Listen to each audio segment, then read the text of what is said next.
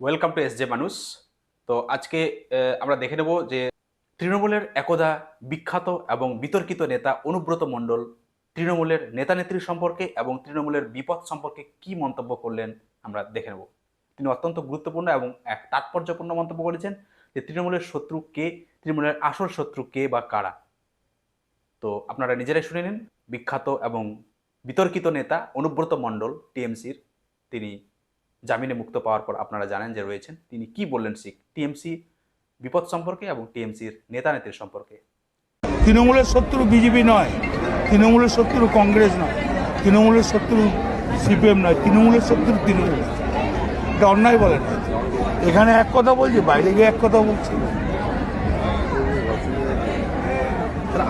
তুমি কি করছো? তোমার কত মিটিংয়ে লোক হলো, কে কি বললো, আরেকজনা গিয়ে একটাকে বলছে এই হয়েছে, এই তো চলছে। আর অবশ্যই ভিডিও শেষে আপনার মূল্যবান কমেন্ট জানাবেন যে আপনি 2026-এ কাকে ক্ষমতা দেখতে চান, টিএমসি না বিজেপি। আপনার মূল্যবান বক্তব্য অবশ্যই শেয়ার করবেন। তো আপনারা নিজের মুখে শুনে নিন যে অনুব্রত মণ্ডল ঠিক কি বলেছিলেন বা কি বললেন। তৃণমূলের শত্রু বিজেপি নয়, তৃণমূলের শত্রু কংগ্রেস নয়, তৃণমূলের শত্রু সিপিএম নয়, তৃণমূলের শত্রু তৃণমূল। এটা অন্যায় বলে না। এখানে এক কথা বলছি, বাইরে গিয়ে এক কথা বলছি। তুমি কি করছো? তোমার কত মিটিংয়ে লোক হলো, কে কি বললো, আরেকজনা গিয়ে একটাকে বলছে এই হয়েছে, এই তো চলছে।